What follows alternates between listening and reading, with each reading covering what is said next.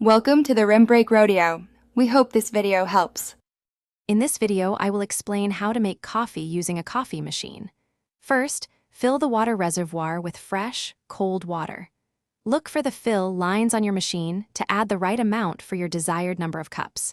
Using filtered water can really enhance the flavor of your coffee, making each sip more enjoyable.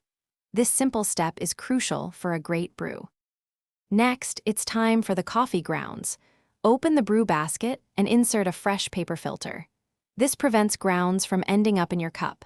Then, add your favorite ground coffee. A good rule of thumb is to use 2 tablespoons of coffee for every 6 ounces of water you added. Adjust this amount to suit your personal strength preference. Now, make sure your empty carafe is properly placed on the warming plate beneath the brew basket. This is important to catch the freshly brewed coffee.